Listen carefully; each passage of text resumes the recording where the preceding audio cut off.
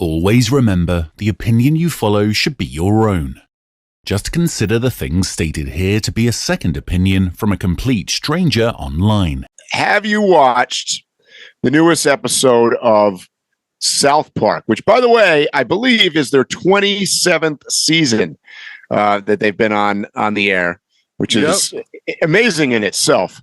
And this first episode of the 27th season was fairly controversial. So I want to ask you, A, you watched it. I'm assuming you did. And two, what is your 40,000 foot sort of overview viewpoint of the episode?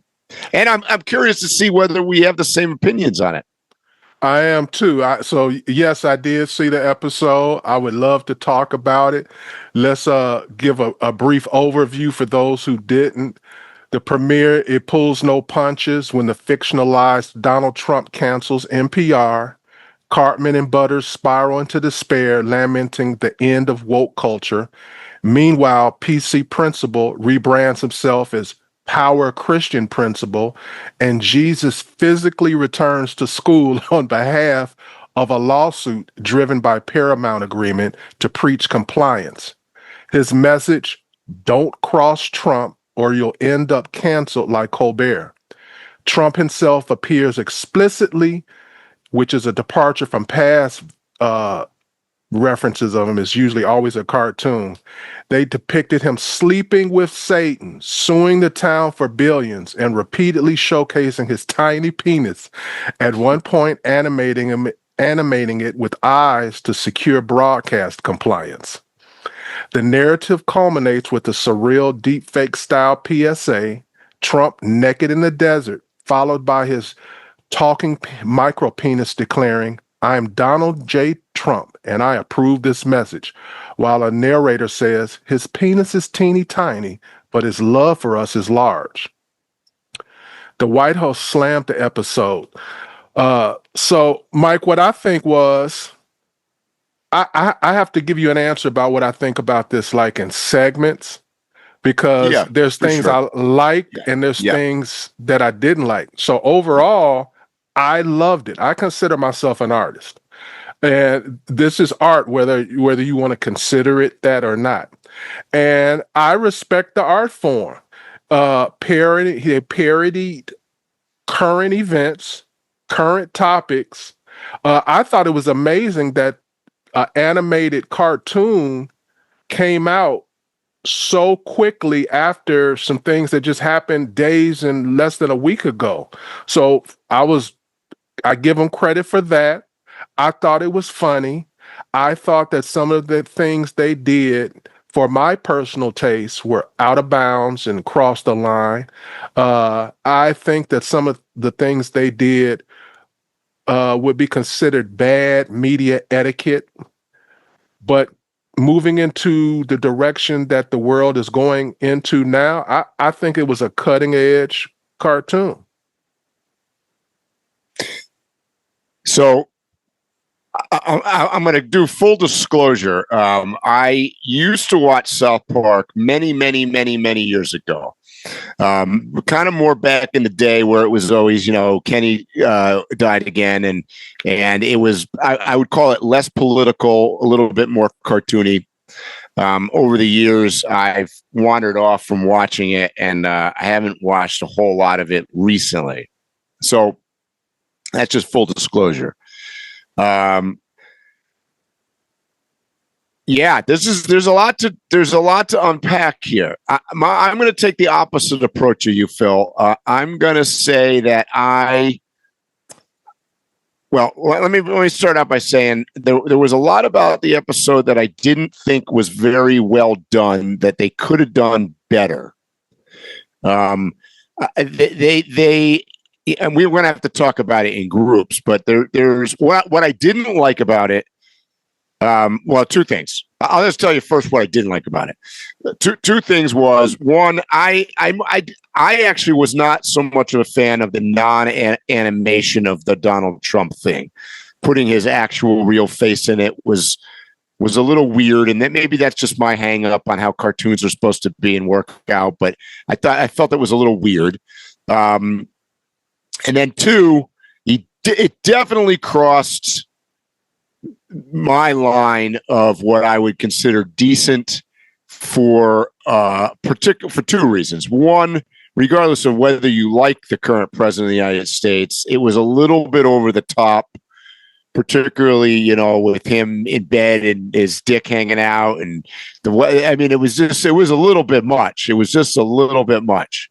What I did like about the episode, it was the way that, so the other thing, I don't know, for those that may not watch the show, they are not, the writers are not necessarily, I would not consider them to be left wing by any stretch of the imagination. They pretty much attack just about everybody and anything. You don't know, the next episode of the season could be attacking AOC.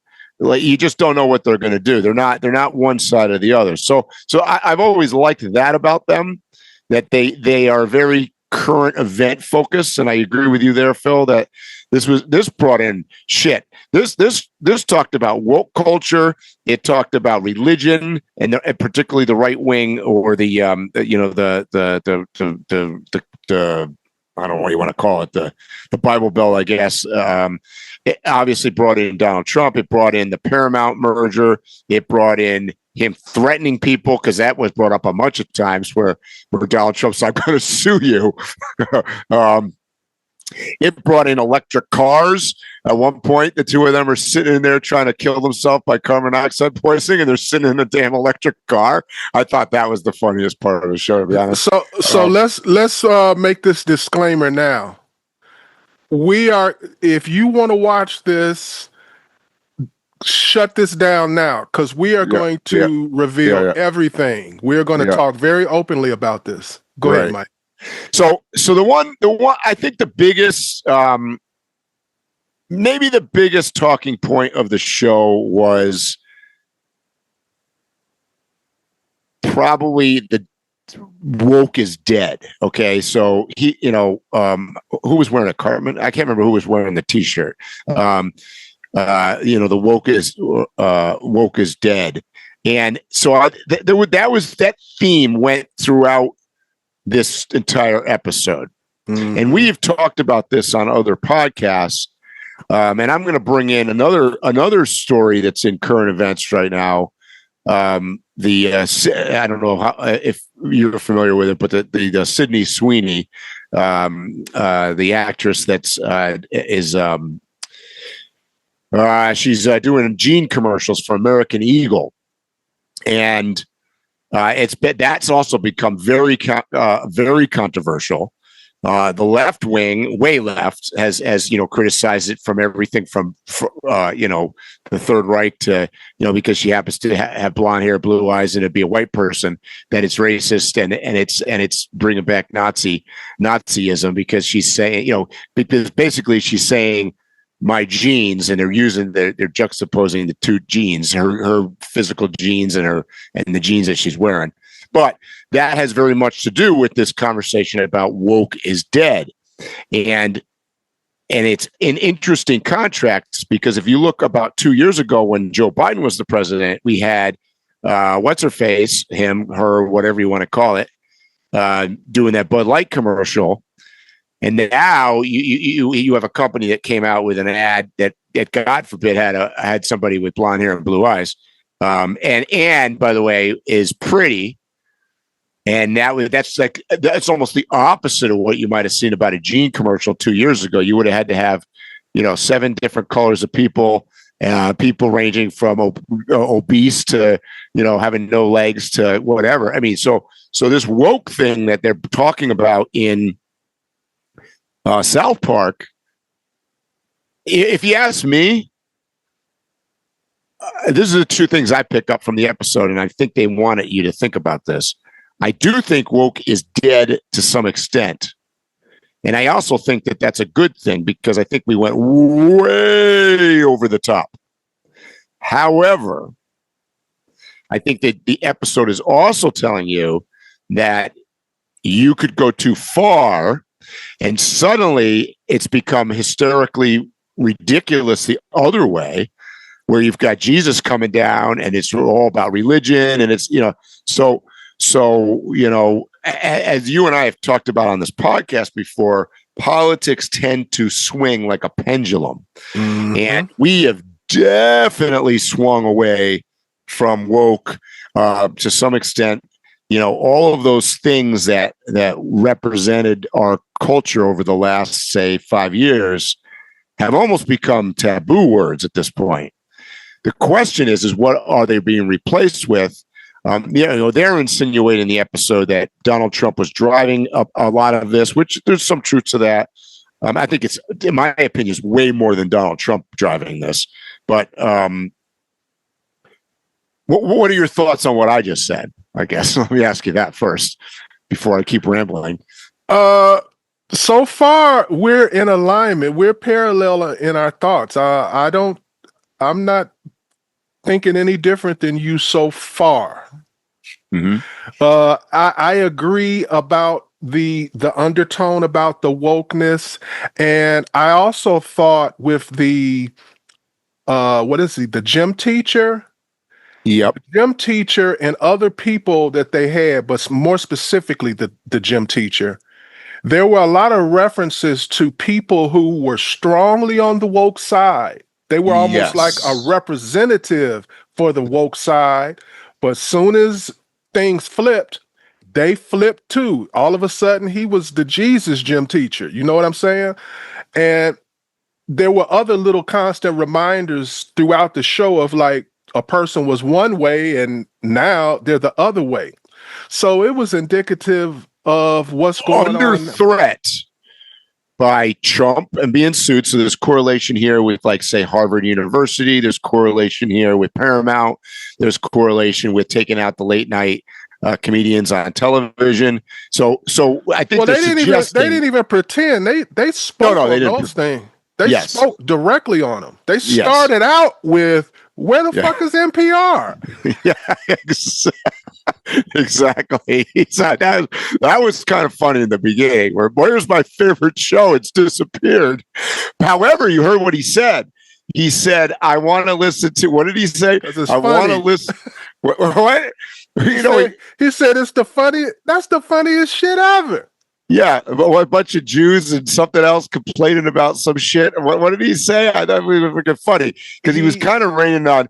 He was saying that he wanted to watch NPR because it was liberal, but more so to pick on the people that thought it was that it was the truth. That was the funny part.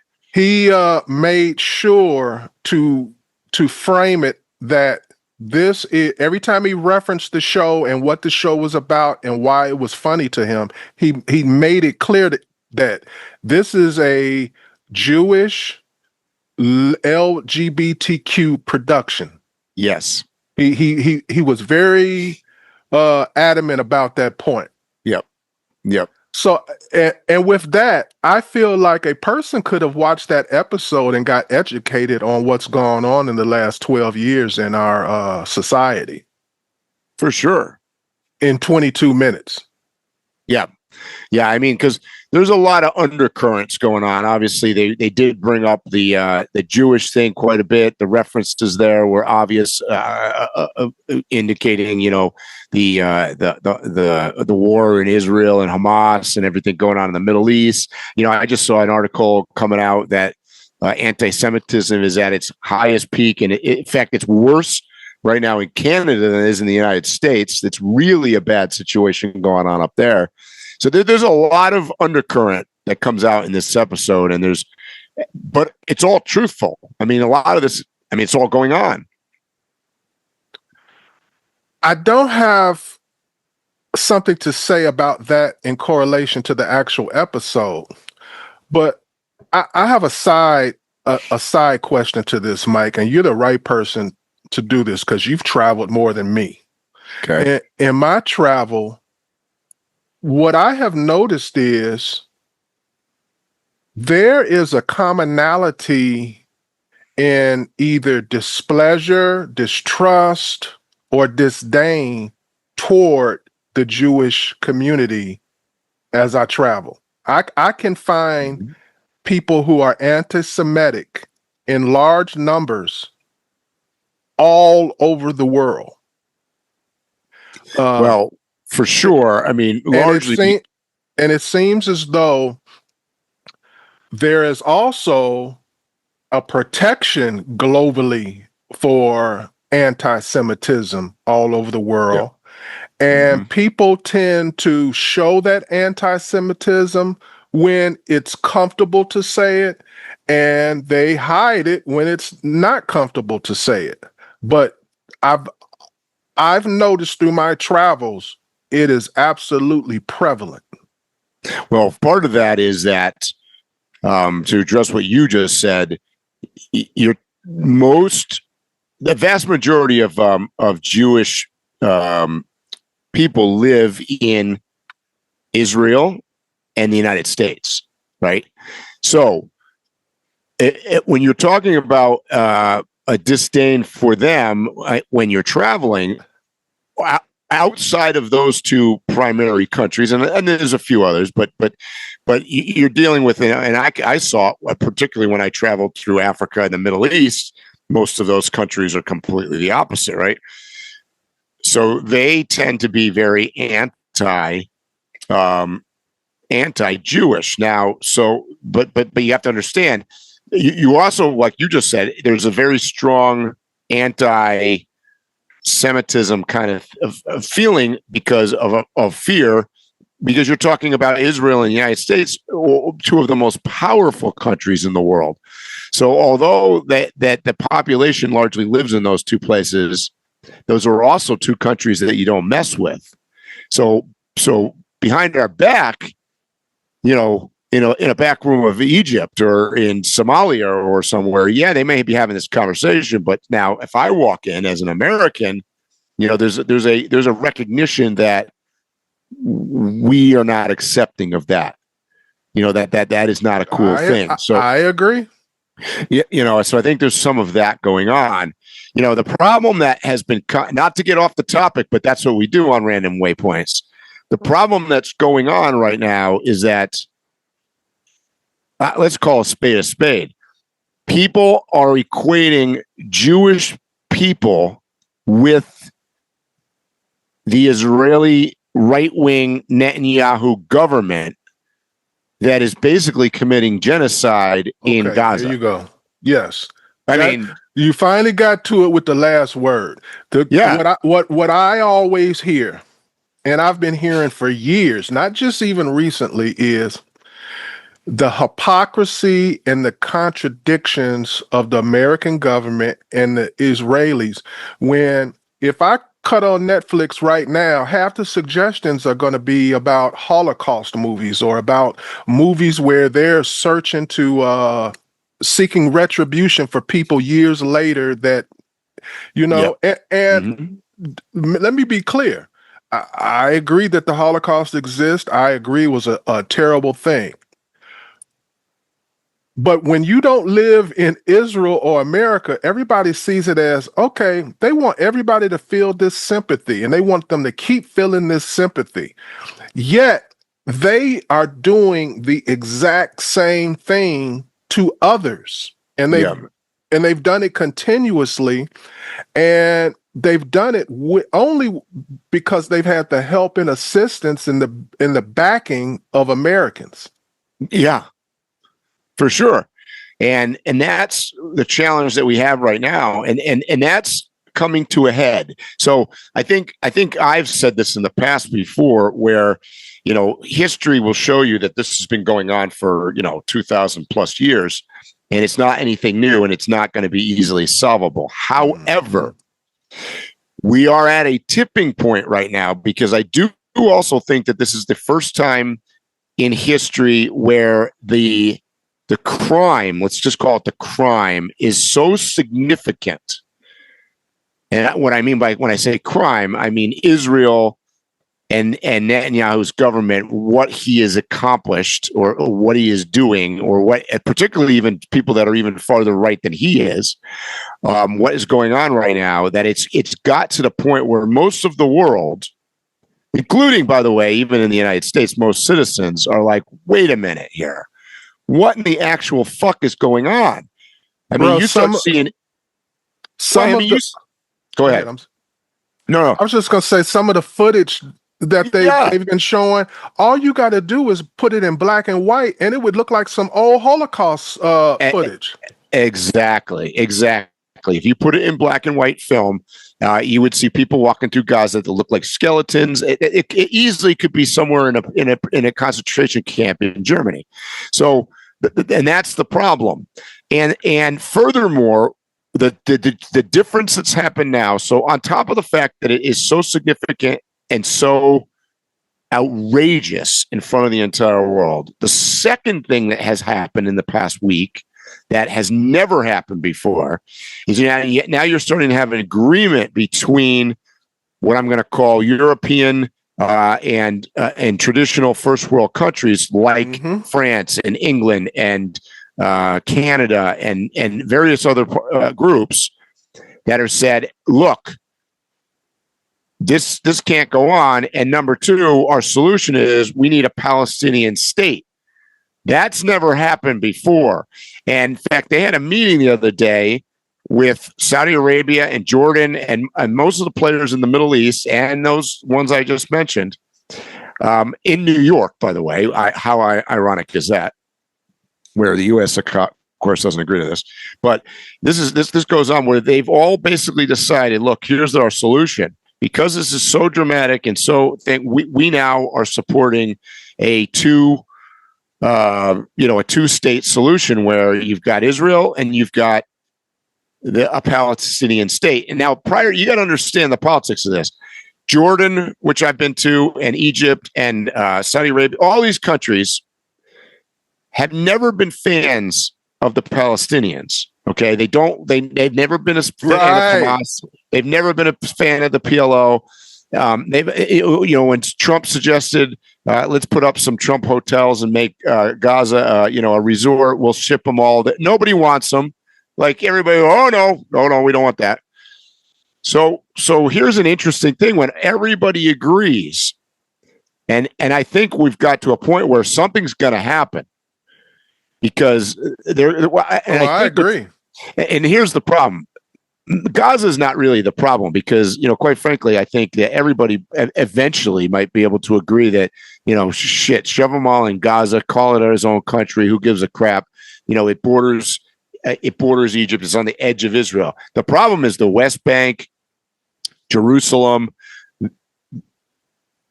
Israel has got no appetite whatsoever to give up territory. I mean, in fact, they don't want to give. They want to take over Gaza, quite frankly. And that is the reason why all the places you named have a change of tune because, I mean, they're all basically world leaders and warlords and whatever, and they understand the mentality of a world leader, and they know that they could be next easily. They know the tide could change. Yep. They'll make some false psyops reports about something they did, and the war's on. That's right. So I think as Americans, we are in a very difficult situation right now because you've got our traditional support for Israel is starting to wear thin with just about everybody else. I mean, Canada included it's crazy. So, and it's swung, by the way, like in the past, it's always been supported by basically both parties, but now it's becoming a little bit more political. And it's ironic because it's hard to tell actually which party is going to support Israel more, the Democrats or the Republicans, because Trump has been, obviously he wants to be an isolationist. So he really wants to withdraw from this more than anything, I think. Agree. But is unable to do it. So let's get back to the episode. Did this episode feel like it had something to say, or was it just poking the bear? This is the hot topic. Let's just let's go at it, or did they really have something to say? I'm going to answer that after we see a couple more episodes. I think I don't know. I wonder if it's a one-off or it was just to poke the bear out of the gate to see what he did. What? You think that there'll be more? I don't know. The whole thing basically was about that. It stemmed from how they Paramount just basically kissed Trump's butt. Yes, and got sold. Right. Yep. You don't think that they're going to have something crushing down on them, even if they had an episode 2? That I don't think they're going to air it.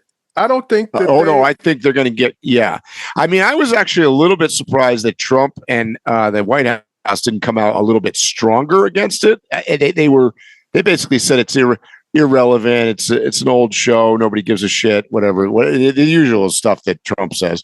But if any White House, not just this one, if any White House contacts you and you make your living putting something on screens, whether it's television or whatever, you better listen. Whether it's Trump, whether it's Biden, whatever. Yep. But how is that any different than, those the guy or the people over the years that have, criticized the Quran as an example? And there's no support for the Muslim faith or community here. So agreed. But I mean, worldwide, when they did that, that's backlash. So well, let's put it this way. Hypothetically, I mean, what if somebody had done this and put Obama up there with a little dick running around? Let's put it on the other side.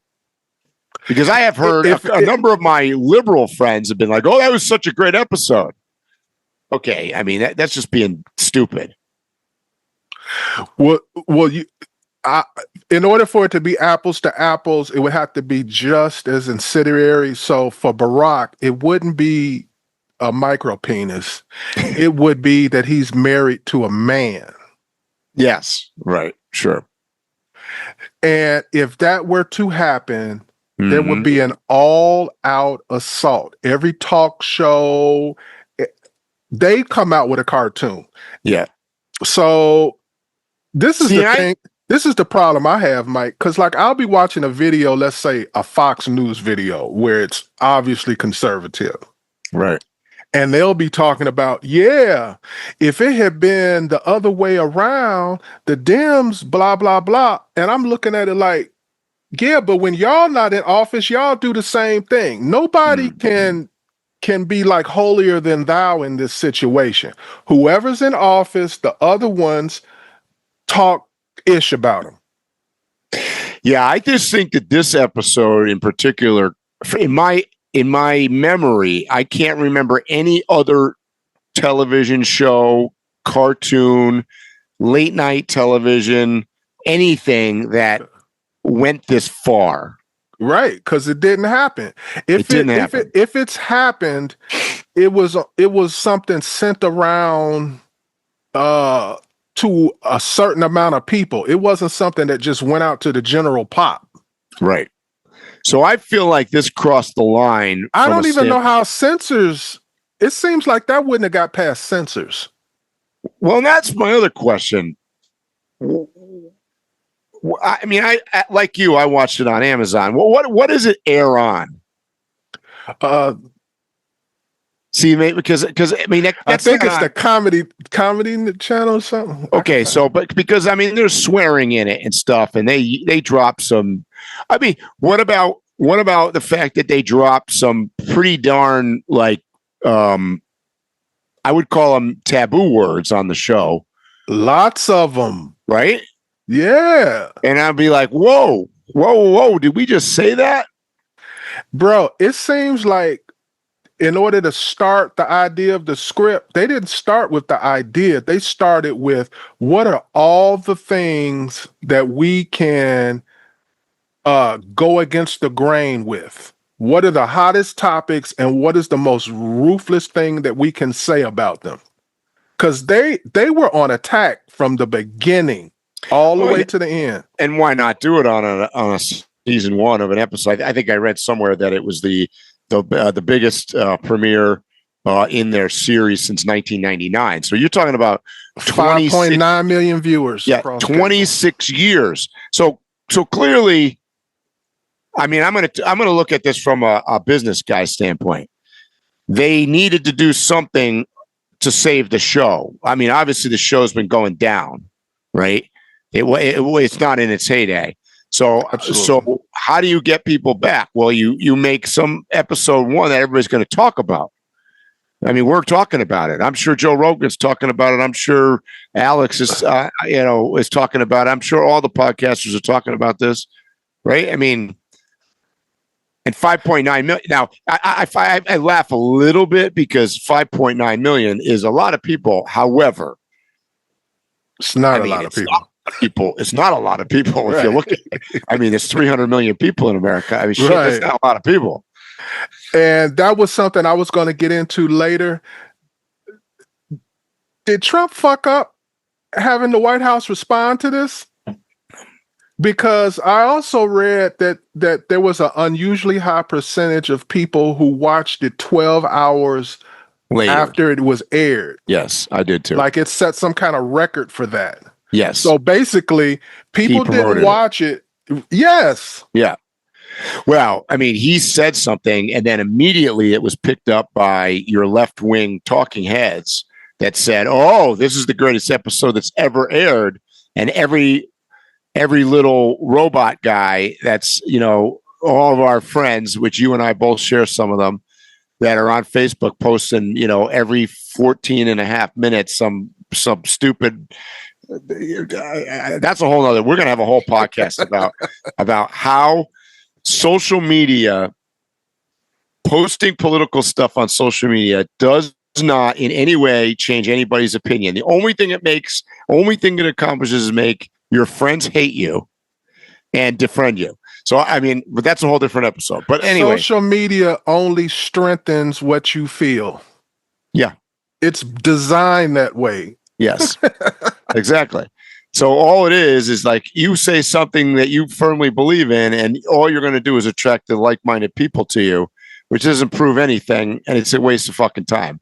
So for all you people that I'm about to defriend on my Facebook out there, because I tell you, Phil, I've gone through like 4 different iterations of defriending people. And by the way, some of them are people that are posting things that I actually agree with. But I just like it. This is not dude. Who are you talking to? Who are you talking to? Nobody gives a flying fuck what your opinion is. No one cares. And to go on what you said about how it doesn't change people's opinions, I've literally had people say stuff to me like, Trump said this on January 6th, or yes, Trump said this about the whatever boys or whatever, and and different things. Mm-hmm. And then I have literally gone on my phone and shown them, listen to the full video. Yep.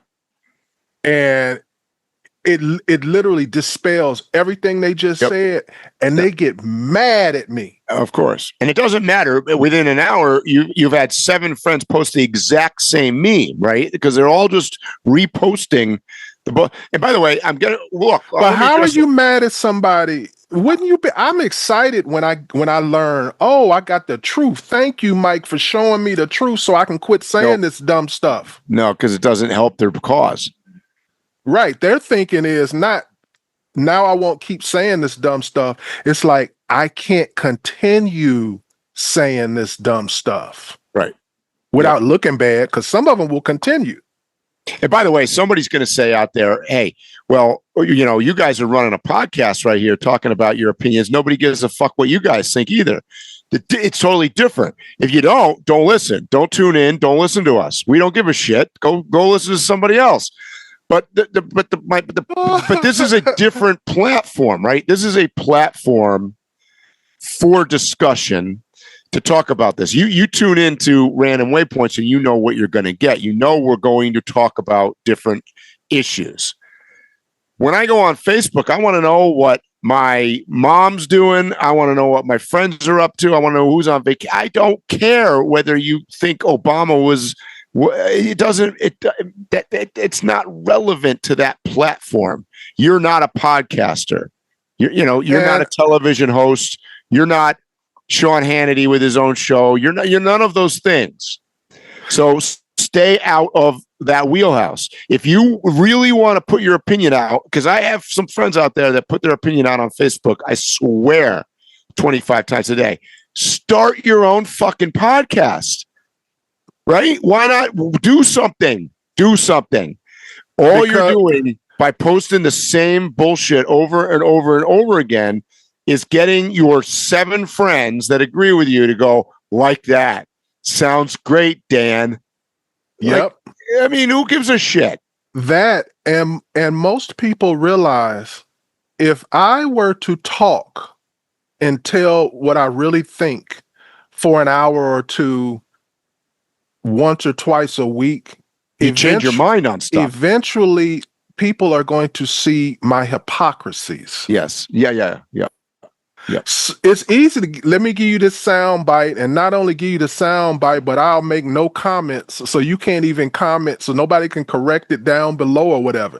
But now I'm on the podcast. I've got I can go back to episode 521. You said this. Now you're saying that. Mm-hmm. Mm-hmm. People don't want that. They don't. That's called accountability, bro. That's the worst thing you can have nowadays. And if you're just tuning in to this show, over and listening to Phil and I, we morph over time. Like we have, and that's why I wanted to say it's very important that you can change an opinion.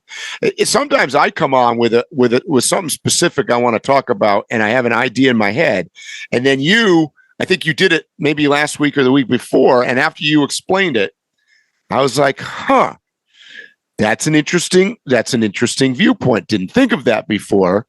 And then it changes my viewpoint. So I might have a different viewpoint on today's podcast than I did 12 episodes ago, but that's part of the evolution of it. I mean, that's called being normal, in my opinion.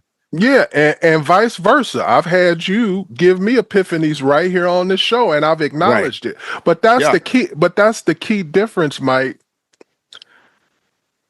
where you get new information, you get a new angle on something, and you acknowledge, hey, I strongly felt that way, but now I feel this way now that I know this. People don't want to even acknowledge that there was a chink in their conversation and it was brought out and I came to a new understanding. They don't want to acknowledge that because they feel like you're saying, like, if you tell me something and then I admit that you were right, people feel like I've acknowledged you're a greater human being than me.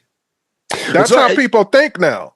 And it's motivation. So, for those people that are posting their, incessant stuff on Facebook, their motivation is to I'm not going to name names, but I've got a couple people that are like, every 10 minutes they're posting something that says Trump's a murderer, he's a rapist, he's a this and that, you voted for him, blah, blah, blah, blah, blah, blah.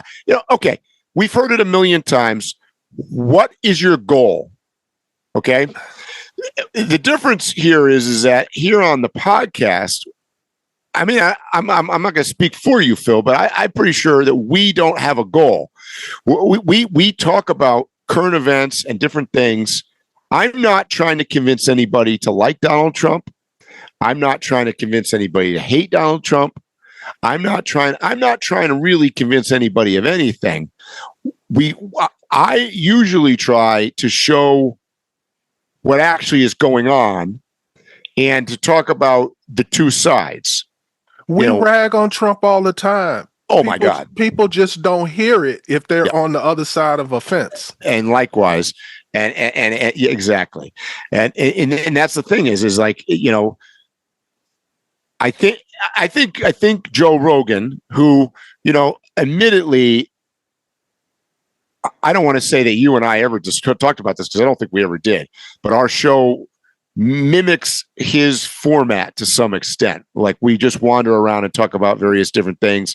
Sometimes we have different guests on. We talk, sometimes it's politics, sometimes it's not, so we mimic the format a little bit of him. And if you've listened to him at all, and if you've listened to him at all recently, one could argue during the election, he was a fairly strong proponent for Donald Trump, and that he was probably somewhat instrumental. We talked about this last week when you asked me who was it Howard Stern or Joe Rogan that was more influential over the course of time. But if you listen to Joe Rogan recently, he's like, what the fuck? Put out the Epstein thing. I don't understand. So he's not in anybody's pocket ever, and he's going to be just as strong against something as for it. And I hate to say this, most Americans can't stand that. They hate that. And this goes back to what I was saying about podcasts give you evidence. Mm-hmm. If you've really been watching Joe Rogan for a long time or not, because he was so liberal that he used to piss me off when he was on that side. Exactly. He was almost like a hippie flower boy when he started out. Mm-hmm. Yep. But that also goes to my point, Phil. There's an evolution, right? So he's been doing it. He talked to enough guests. He's evolved over time. And I think, to bring this whole discussion back to the South Park episode and talking about woke and stuff, I think some of those elements that occurred over those years drove a person like Joe Rogan, who's more mainstream, middle of the road, normal, to be like, wait a minute, where in the shit is this country going? I was a flower child, left-wing guy, but man, do we really give a shit about these three people that are like, do we need to have 12 different bathrooms with different signs on it for different sexes? I think after a while, common sense comes out a little bit. And that, by the way, that was referenced in the South Park episode too.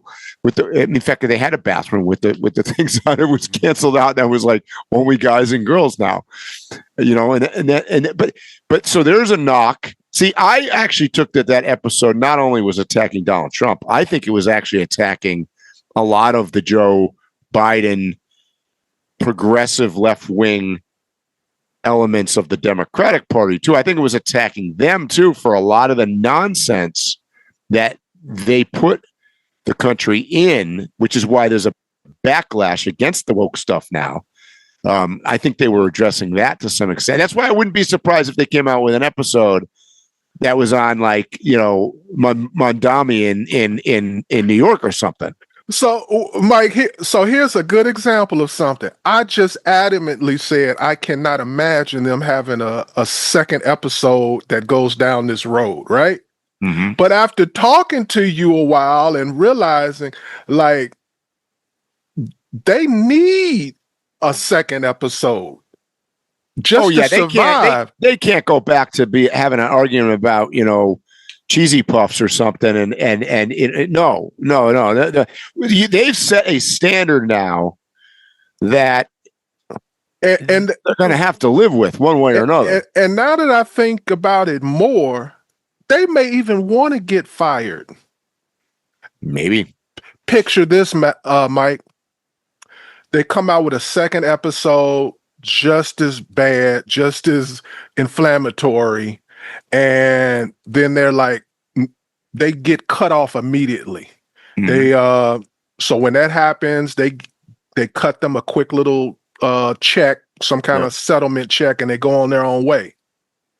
There'll be a fucking bidding war on streaming services for them. Oh my, are you kidding me? You remember in the news when Joe Rogan got all that money that first time and he went, it'll be something like that. Exactly. I mean, look at the biggest broadcasters right now. It's not MSNBC or Fox News. It's former hosts. Mike, were on Fox News, or like Megyn Kelly, or what's the other guy from Fox News? Or he's another one. Yeah, Piers Morgan. All of these people that have left, quote, traditional media. Traditional doing media well, doing bigger really numbers. Well. Yeah, and by the way, I mean, we said this last week. Jesus Christ!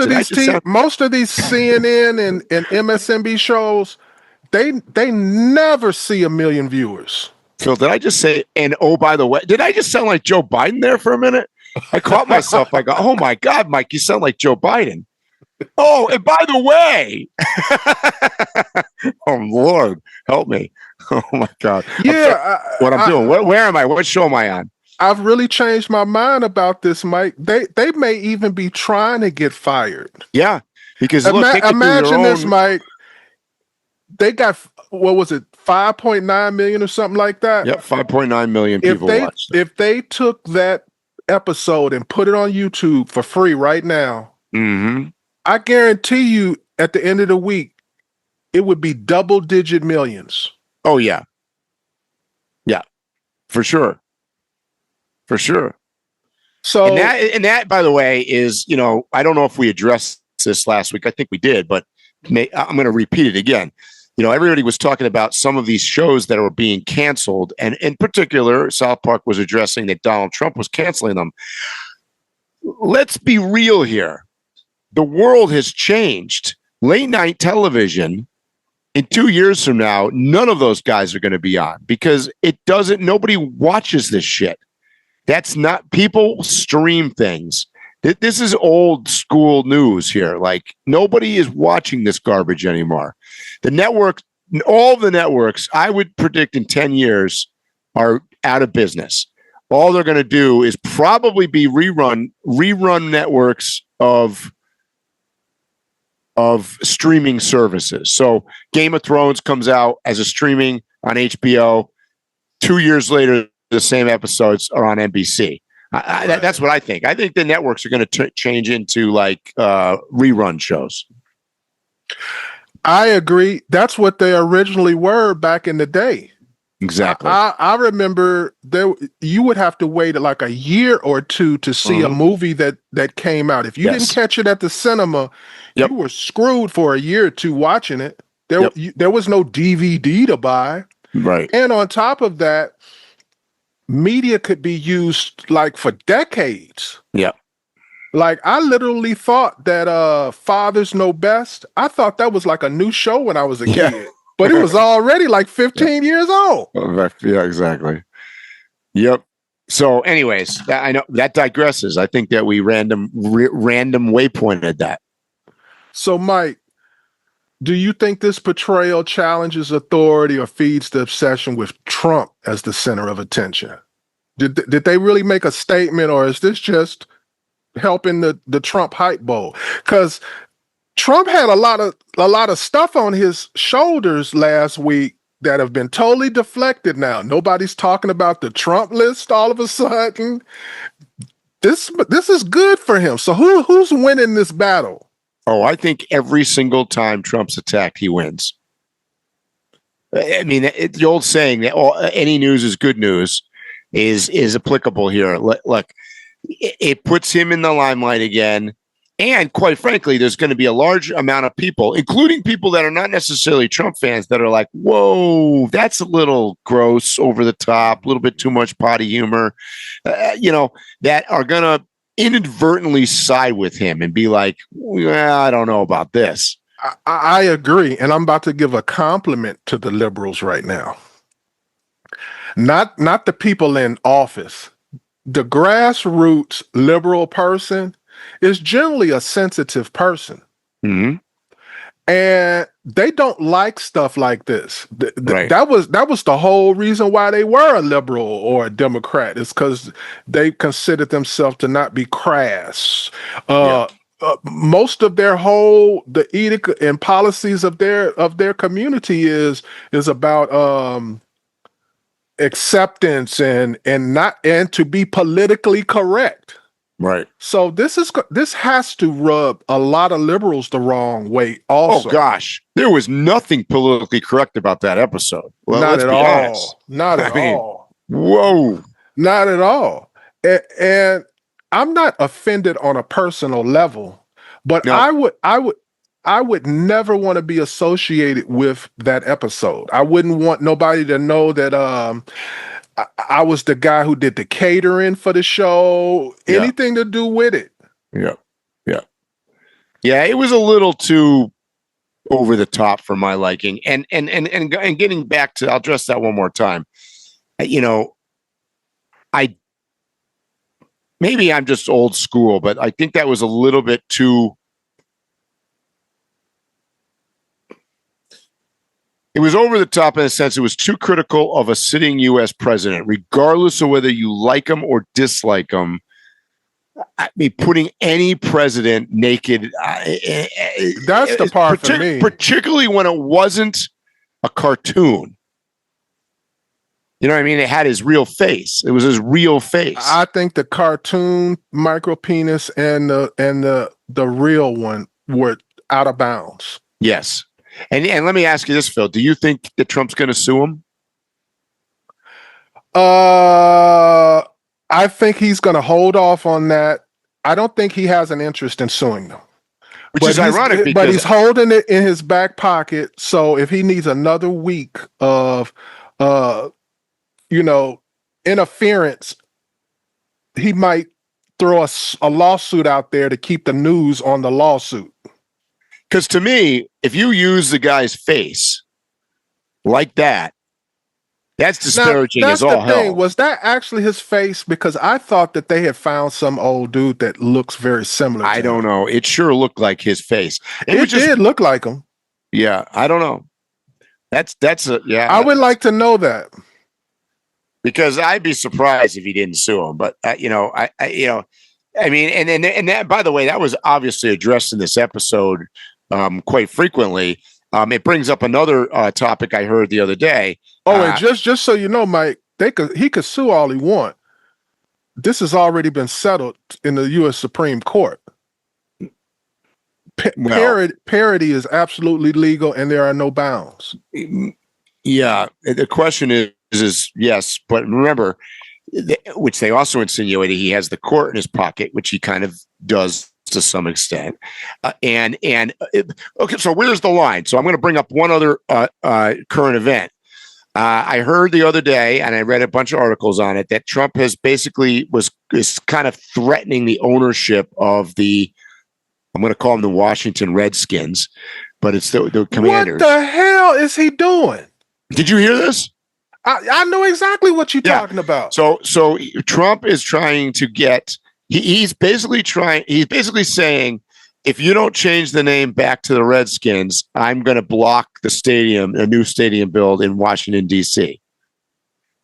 He is doing what the Democrats normally do. He is picking a crazy issue to stand on. And that was my reaction when I heard it. Why did you even... What is going on? Yeah, who gives a shit? But something I'm learning about Trump, bro, you learn a year from now that he got slighted at some function, and he walked up to the owner of the team, and the guy ignored him or something. Well, remember, this is a narcissistic thing too. Like, Trump has been about changing the Gulf of America, Gulf of Mexico to Gulf of America, changing Mount McKinley. He's changing all the military bases, wants to go back to so he wants to put his mark on it. And I think that's just another thing. And it's part of his agenda to destroy woke. He wants to, both them and the Cleveland Indians to change their names back. And by the way, I'm not hearing no support for this. I'm not even hearing from racist people. Well, hold on. The two owners, or the two guys that represent the private equity firms that bought the Washington team from Dan Snyder, who, by the way, Dan Snyder was, a fucking. This guy was a dick of epic dick proportions, right? Like, this guy was just a horrible human. I would assume that he has a micropenis. Anyways, the guys that have bought it, there was an article, an insider has said that they have decided that they need to sit down with Trump. And this can't be ruled out, because if he has enough power, and in fact, it got to the level they want to take a survey, I think, of the Native Americans again, which, by the way, the last time they did that was very divided. It was almost 50-50 that the Native American population was in support, because so it was, let's put it this way. It was never the Native Americans that really drove the name out. Remember, it was the George Floyd thing that happened, which had obviously nothing to do with Native Americans. It was this woke thing, and it was all that stuff that happened after that. So, it was a reaction, and I think that the reason that Trump wants to change it back is for the very same reason. It's just a reaction. It's like, okay, let's destroy everything about that woke thing that happened. And to me, I agree with you. That's getting so far down into the weeds. It's the reason the Democrats are not in office right now, because they screwed up and they attached themselves to the losing 20% of the issues. And not only that, that's a loser. And not only that, when the Democrats were winning, they didn't know when to just stop. Yes. Yeah. That's really went too far. Everything that's going on now is because they went too far. And then people was like, whoa, I ain't taking this. He's going to mess up and do that. Yeah. Yeah. Because getting into the weeds about changing the Washington Commanders name that's in the weeds, dude. I mean, come on. I mean, let's all admit. I mean, I think even people in the fans, they hate the name. Like that. I think they took a poll and the name was like less than 19% of the people or something like that supported the name of the Commanders. So they don't like the name, but that doesn't mean you got to change it back. It means the Commanders is not a cool name. No, it's not a cool name. But they like the Washington football team name better than the Commanders. That's the funny part. So this is a very good example of, if people think we're biased, we will rag on Trump just like anybody else. I have biases, Mike. Yeah. I have lots of biases. I mean, we all do. I attempt to call it like it is. But dude, that's borderline illegal. Meaning, like, he's messing with private business. He is threatening basically to put his weight over the National Park Service and something else that controls the federal land. That, because it's not about the stadium, the city of Washington D.C., which is not federal, is the one that makes the decisions, right? So Trump has no jurisdiction other than the land that they want to sit it on has to be leased, I think, from the federal government. I think it's on National Park Service land. So now he's way out of his element here. I mean, there's got to be something illegal about that. Like, no, dude, stay out of that. It's not illegal, but it's unethical. It's unethical as shit. And that's why when I heard that the owners are considering meeting with him and everything, I get it, because they have no recourse. They got to. Yeah, they were screwed. Just like these media companies. You don't have. These are all things that are controlled by some kind of regulations or regulatory body that is government. Yep. You end up coming to him with your hand out. Yep. So with that said, that's why I don't care too much about it, because I don't like the idea of, hey, you got a football team, go buy a stadium. Why do you need a subsidy of any sort? And that's for sure. Because it's, at the end of the day, it's a private business. It's an entertainment business. My opinion, the government should get the hell out of football, baseball stadiums, and all the rest of it. And this whole argument that it brings people in, and they've proven that a million times over that that's a bunch of bullshit. That it's somehow helping the government. No. The subsidies that they get for this stuff is crap. I mean, they sold that. I mean, Dan Snyder, who lives in England now or something, he's trying now. I think if you don't know, familiar with the guy, Google him sometime. I mean, he's like, it was pretty much known as the worst sports owner in history. But he made, I forget how many billions of dollars. It was a record at the time, $6.5 billion. I think he sold the team for. I mean, they've got money. They don't need you and I as taxpayers to pay for their stadium. Give me a break. I remember when he sold it, because they didn't even really talk about the sale the question that I saw on like ESPN and everything is, if his is worth this, then what are the Dallas Cowboys worth? That's what I. Exactly. What are the Dallas Cowboys? Because they really sucked at that time. They sucked. Yep. So Mike, who won? Or is there a winner? Of this whole Trump woke? I think 2 people won here. Well, I think 3 people won here. I think Trump won. I think, like you said, it's a diversion. It's one more diversion that was given to him on a silver platter, and everybody forgot about Epstein all of a sudden. Now we're talking about Trump and his micropenis. 2, I think South Park, the writers won because they took a non-relevant show and brought it to the forefront, and people are talking about it. That's the power of the internet. And I think the movement against woke won.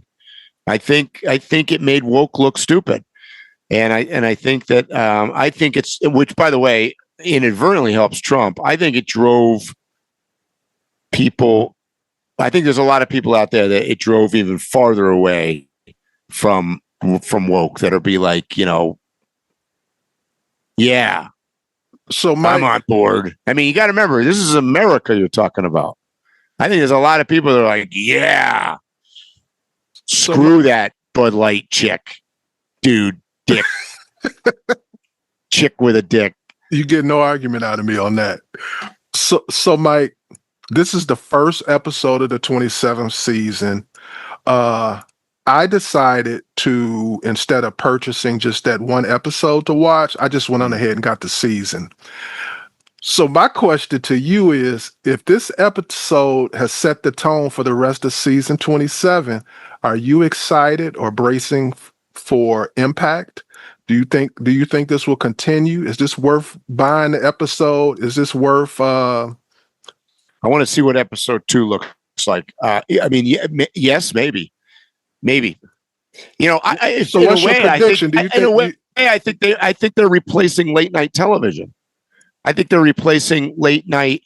Wow, it happened at the perfect time. Exactly. Think about that. So the baton is being passed from the late night pundits to, and I agree with what you said earlier. They may get fired, and this may be one more thing that is passing to a streaming media to give us our political discourse and judgment of what's going on. I think with the timing, while we're talking about this, I think their timing was impeccable, and how they put it together that fast, I don't know. So let's say that does happen. Second episode comes out, they get shut down, they go to some other service or YouTube or whatever it is. Like I said, my prediction is they will actually be much more successful with the particular kind of content they have being somewhere else. Yes. They probably could actually go into their archives and pull out some episodes that the FCC probably didn't allow them to put out there, and now they can air them. Well, that's the other thing I haven't heard about. Trump is not a dummy. Does he have any jurisdiction or power to sick the FCC or somebody else on them for some of this? The reason I say that is because I thought about that. Some of the words that they used, some of the things they did, that video would be demonetized on YouTube. YouTube would never allow that. You know what I'm saying? Some of the stuff was edgy as shit. Oh, it was beyond edgy, bro. I mean, I'm not even repeating some of the stuff they said because I'm not even sure it's appropriate to say on our podcast and shit. We don't really get censored, but yeah, because I'm like, I never thought in my life that I would be having a discussion with you on this podcast and have said the word micropenis. I never thought I would ever say that. Well, And for those of you that didn't watch it, you might have to go check it out. I mean, it was even a close up at one point where it was wiggling and talking. Mike, and here's the thing about that was a little bit much. So let me explain to you something I think you know. You could be John Holmes or Mandingo, and you don't want that kind of. No. It's just totally classless. Exactly. Everybody could know you got a 15-incher. Right. You still don't want that out there. No. It was disgusting. Yeah. Yeah, And here's the thing. Here's my point. I don't think it was necessary in the scheme of the show. I think the show would have been controversial without that. I believe that they could have referenced it, and innuendo would have had more impact for me. Yeah, and the other thing is, my friend, I was talking about it this morning with my buddy Bert, and he was like, they lost a little bit there where he was in bed, he's sleeping in bed, snuggling up to the devil. They could have made this hit even harder by like making him in bed, wiggling his little micro dick with like Nancy Pelosi or something. Right. Or had him dating Satan, but he's the side chick, and he's also dating other people. Yeah. And that he's jealous. Yeah. And have those people be opposing to him. So it's like he's not only sleeping in bed with the devil, all these other people that you support. But then again, Mike, the South Park crowd prefers crass. They do. Some of this stuff may have actually went over the heads of its I think so. Crowd. Yeah, I think so too. I mean, but they never were into the crass. This was more Beavis and Butthead crass. Oh boy. Bro, I can't even think of nobody. Beavis and Butthead ain't never go here. No, they never had, but they were more crass than old. So old school Beavis and Butthead was probably more crass than old school South Park, is what I'm saying. I agree with that. Yeah. But so I would have expected if Beavis and Butthead was still doing it, I would expect this out of them a little bit more. I think I'm most bothered by the fact that they used his real face or was not a cartoon. I think that was what put it on. So where does that stop? So like episode 2, does the real AOC appear on this thing with in a micro bikini with her tits hanging out, like and I don't know. Mike, I think you brought up an interesting point with that question. Like AOC, I get what you're saying. I could see you naming a few other people, but would the South Park crowd know who AOC is? I think that a lot of people that you're saying that the South Park crowd is dumb. Yeah, I am. Because typically in an episode, they're just crass. It's not related to any higher thinking at all. Correct. Normally, yes. So I give them credit for this episode for doing that.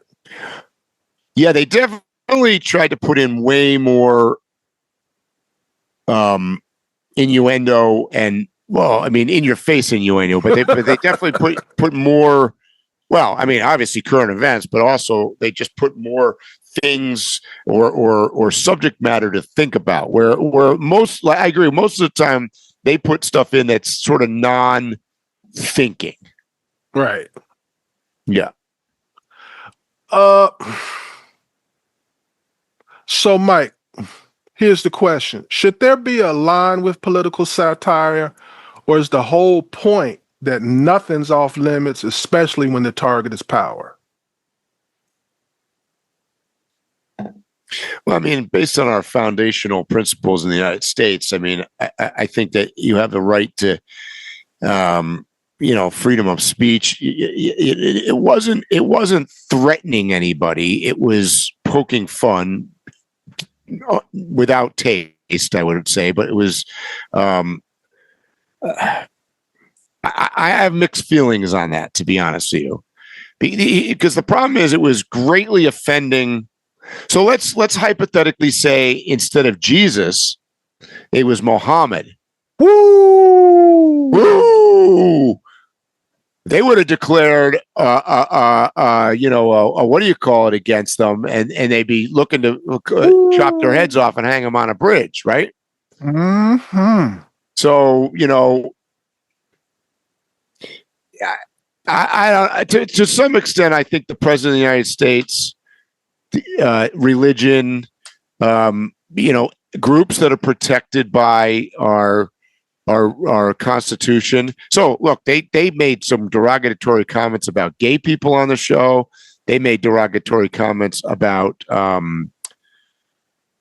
who else? Somebody else. I have to go back. I remember hearing it going, whoa, did they just say, mentally challenged people, let's just say. They said, I mean, I get it. You can get away with comedians. Look, if you go to a comedy show and it's Matt Rife or somebody that's on stage, he's going to pick on everybody, but he picks on everybody kind of across the board. But I think it's a little bit different when it's on. I thought they were on a more mainstream network, to be honest with you. I mean, I was shocked. I don't know. So here's what I think, Mike. I think it's off limits for the president of the United States. I believe you can joke about him, but I believe that comedy is a form of art. And like I stated previously, I don't want borders or parameters of any kind for art. Mm-hmm. So, but with that said, comedy in any of its forms is it goes all the way back to court jesters. Mm-hmm. And, excuse me. And if you know anything about court jesters, they didn't live long. They didn't last long. Right. And typically what would happen is they would lose their life or lose their job, not for being funny, but for being funny. And typically, the reason why you're funny is because you have learned a basic principle of comedy that most people find it funny when you poke at power, when you expose power. Yeah. Now there were some kings that they could take a joke. Oh, and they would take that court jester and put him in a castle of his own and everything, and they couldn't wait for the next joke about how fat he is and whatever. But most kings and most people in power, they can't take the first joke that they hear about themselves. So the point I'm getting to is I want them to have the freedom, but I just want them to understand they are the court jester playing jokes about the king. I would, yes, and I would say that this is in some ways, and I'll back it up with my thought on this. I think this is career ending for them, and the reason I think it's career ending to some extent, that's Trey Parker and Matt Stone that write the show, is because they've always been sort of neutral. They've always been on both sides, right? They've poked fun at both sides.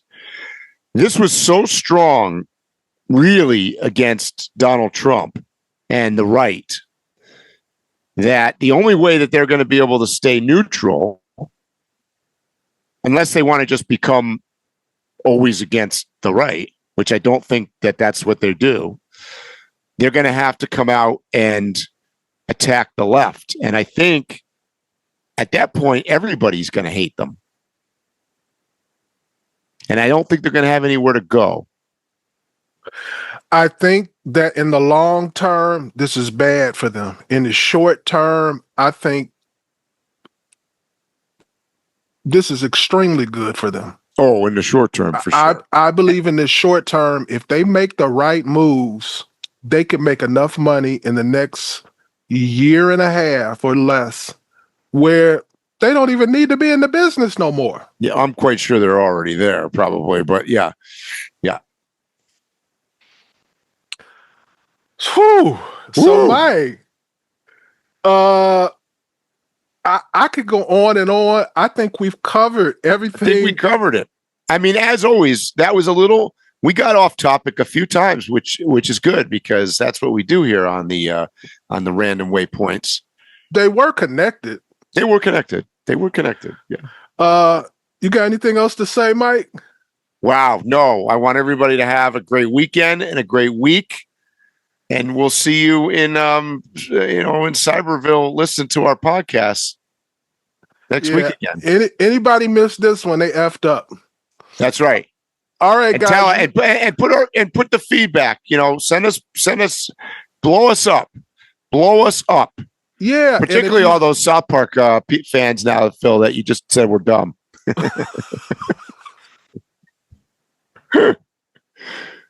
I don't like dumb comedy in general. Yeah. And it's very popular. So it is. All right, guys, you know what I'm going to say. Stay safe, tread lightly, and hopefully we'll see you here on South Park.